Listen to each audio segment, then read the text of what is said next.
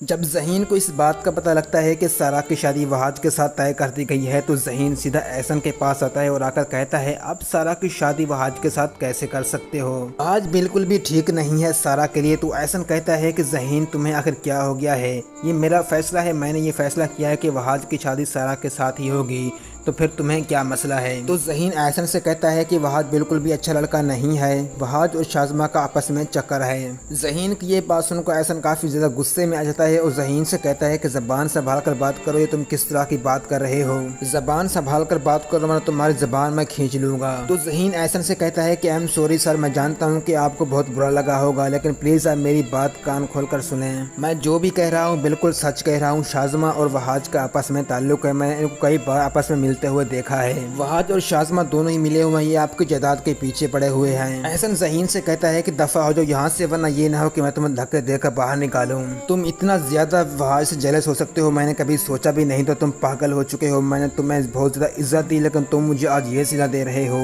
تو ذہین کہتا ہے کہ سر میری بات سنیں، میں آپ سے بالکل ٹھیک بات کر رہا ہوں، میں نے آپ سے کبھی جھوٹ نہیں بولا ہے۔ تو احسن کہتا ہے کہ ذہین یہاں سے دفع ہو جاؤ، مجھے اپنی شکل کبھی مت دکھانا۔ شازمہ احسن سے کہتی ہے کہ میں نے آپ سے پہلے ہی کہا تھا کہ ان جیسے نوکروں کو اپنے سر پر کبھی مت چڑھنے دینا ورنہ ایک دن یہ تمہیں ہی کاٹ لیں گے۔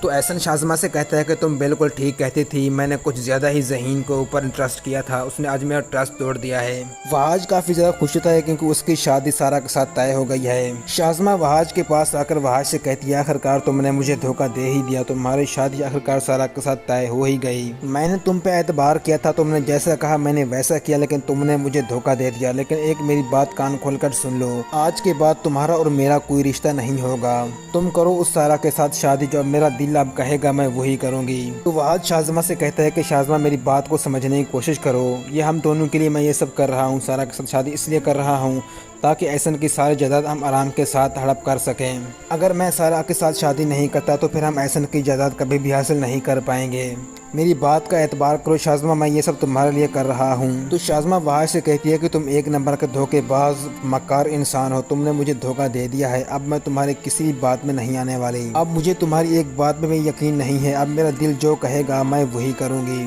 اور دوسری جانب وحاج ذہین کے پاس آ کر ذہین سے کہتا ہے میں نے تم سے پہلے ہی کہا تھا کہ مجھ سے مت ٹکراؤ، اب دیکھو تمہارا کیا حال ہو چکا ہے، تم نوکری سے بھی جا چکے ہو اور میں سارا کے ساتھ شادی بھی کر رہا ہوں، اگر تم روک سکتے ہو تو مجھے روک لو۔ تو ذہین وحاج سے کہتا ہے کہ تم ابھی خوش مت ہو، تمہاری شادی سارا کے ساتھ ہوئی تو نہیں ہے نا، ابھی تمہاری شادی میں 2 دن باقی ہیں اور 2 دن میرے لیے کافی ہیں، میں ثبوت اکٹھے کر کے لاؤں گا اور تمہیں ایکسپوز کر دوں گا سب کے سامنے۔ تو وحاج ذہین سے کہتا ہے کہ ذہین میری بات کان کھول کر سن لو، تم میرا کچھ بھی نہیں کر سکتے۔